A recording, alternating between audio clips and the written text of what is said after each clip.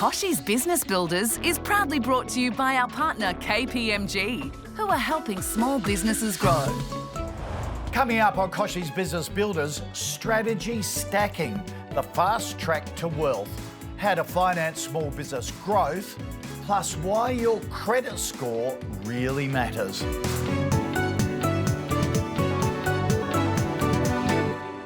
G'day and welcome to another special episode of Kochie's Business Builders, where we're taking a deeper look at the issues facing small business owners in 2023.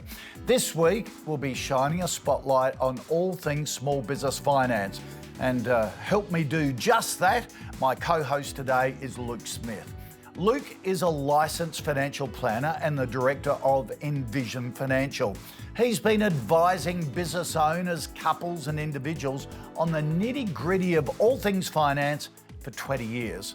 Luke's weekly podcast, The Strategy Stacker, dives into the financial strategies we all need to succeed. And he's recently released a book, Smart Money Strategy. Luke, thanks for joining me today. Good to see you. Thanks for having me. You talk about strategy stacking on the way to success. What on earth is strategy stacking? So that came about, the concept of strategy stacking came to life because people I found had Googled or researched or had advice on individual strategies, right, but they were having trouble bringing them together. So the concept of strategy stacking became, regardless of what stage of life you're at, what stage of business growth you're at, it's an ability to take the individual strategies that are relevant to you at the time and then put them on top of each other. So you might have a strong budget to start.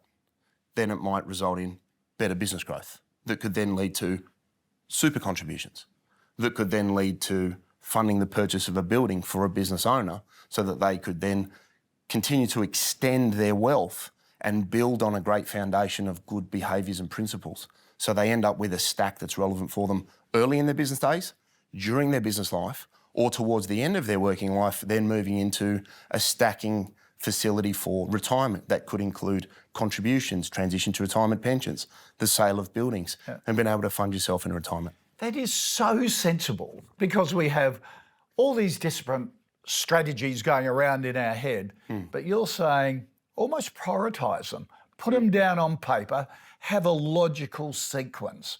Is there a logical sequence? I think there is, and it's tied to the stage of your life. Yep. So early days, you might have some strategies that won't be appropriate for you as you get older.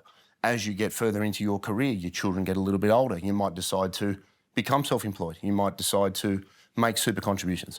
You then build out the strategies that work for you, considering your cash flow, your assets, and the things that you want to do most. And it might be all working towards retiring at a certain time.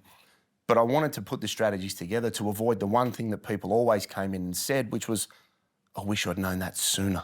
Right. And that's how the stacking strategy book came about. It was about structuring it for people in layman's language. How important is diversification in your strategy stacking? Huge, huge. I think diversification is the backbone of any sort of well thought out plan because it gives you the ability to move into different areas, consider different options, and as the name says, have the diversity or the slices of pizza that are exposed to different assets in different sectors. So you're trying to manage volatility. Give us an example of that.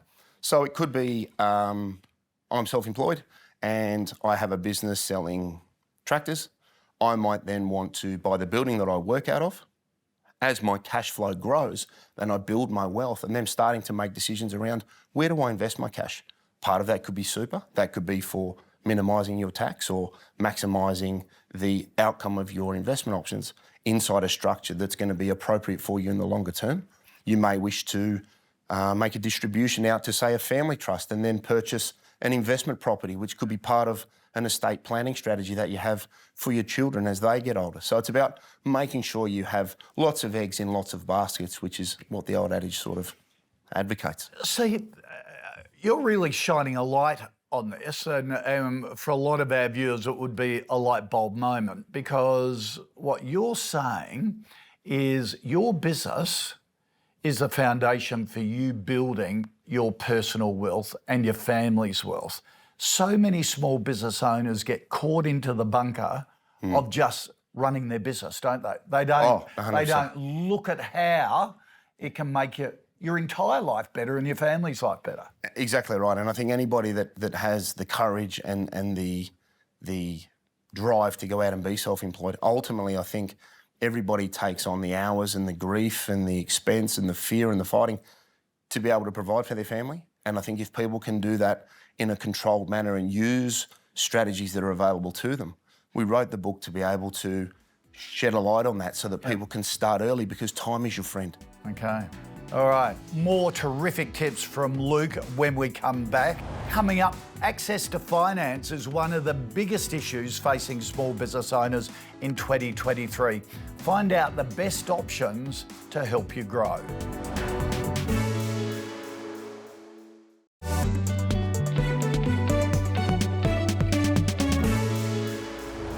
Welcome back to Kochie's Business Builders. As business costs rise and inflation pressures continue to impact small business owners right across Australia, the ability to access finance has never been more important for business growth.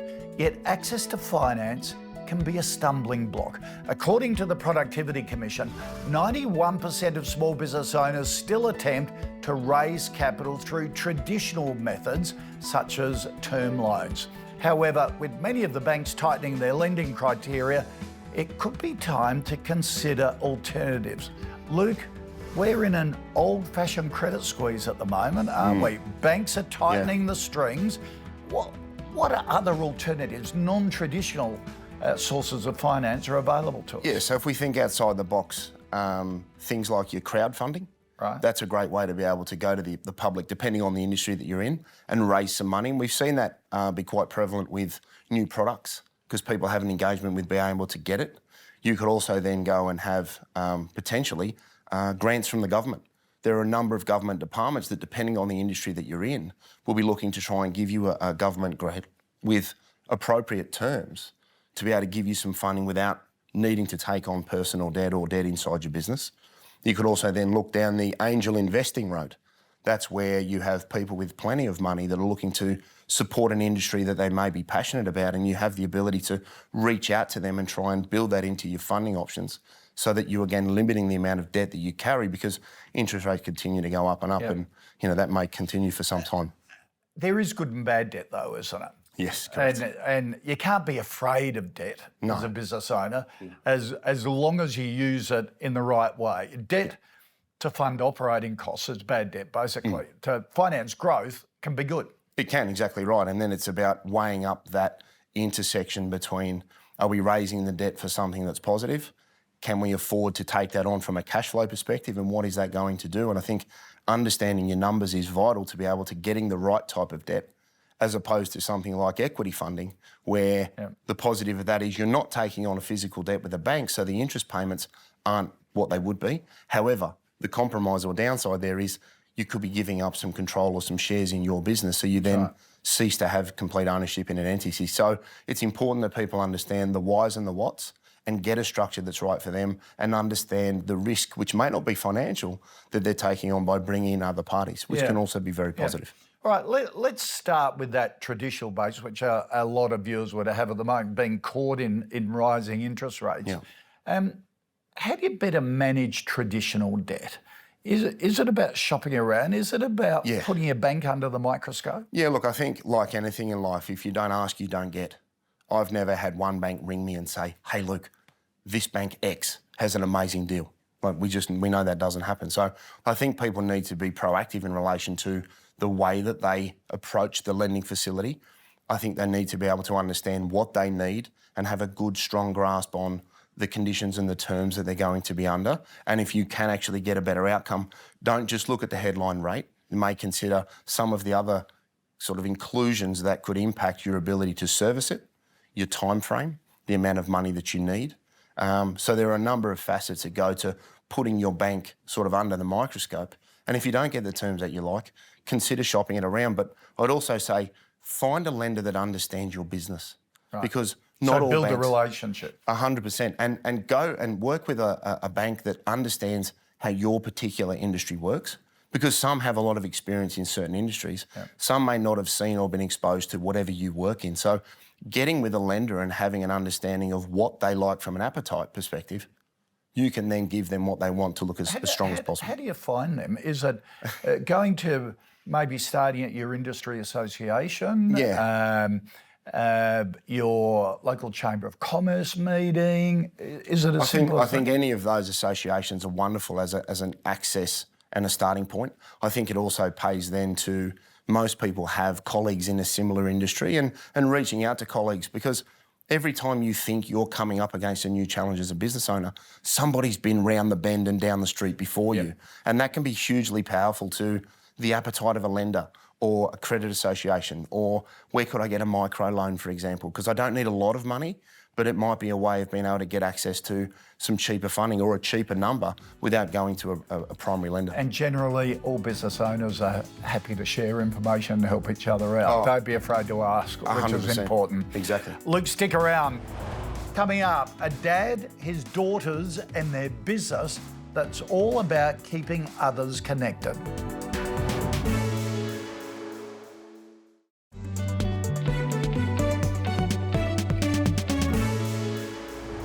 Now, you're ready to get back to business. Kochie's Business Builders has all the expert advice you need to set your business up for success in 2023. From marketing to finance to growing your business, if you've got questions, we've got the answers. So head to kochiesbusinessbuilders.com.au and subscribe to our newsletter and stay up to date with all the latest small business trends you need to be across to succeed.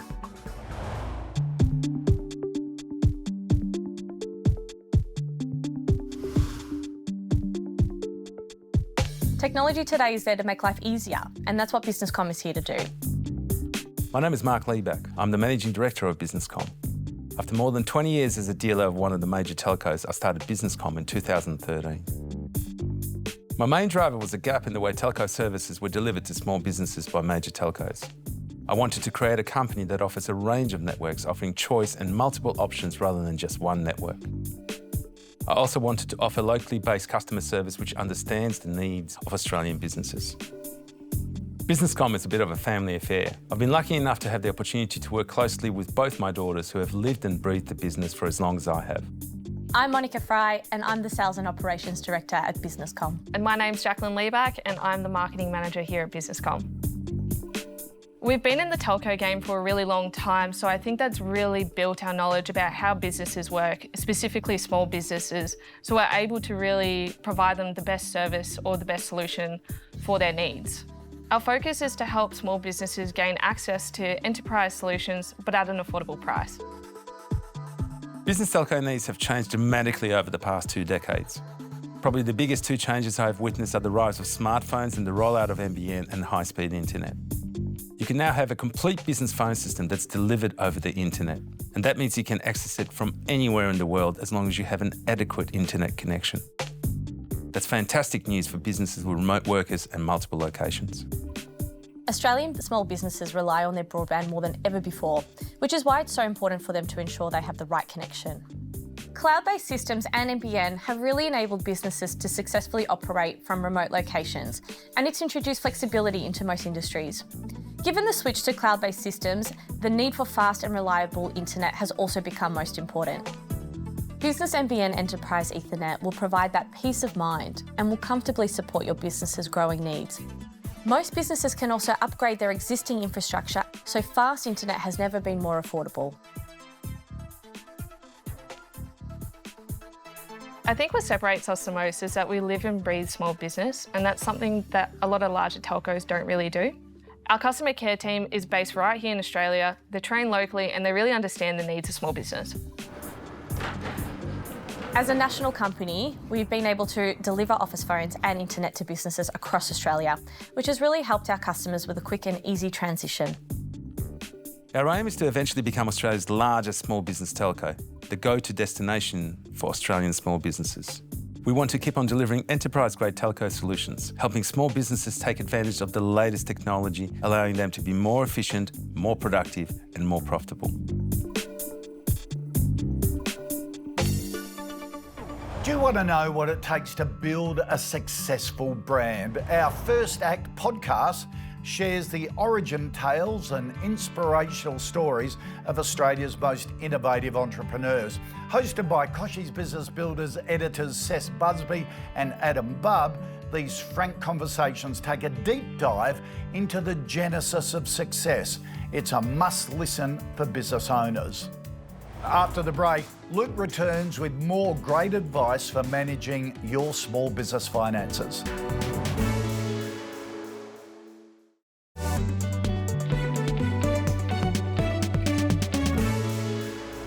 Welcome back to Kochie's Business Builders. Now, I want to talk to Luke about credit scores and how they impact our ability to access finance and take a bit of a deeper dive. Luke, business owners often ignore their credit scores, don't they?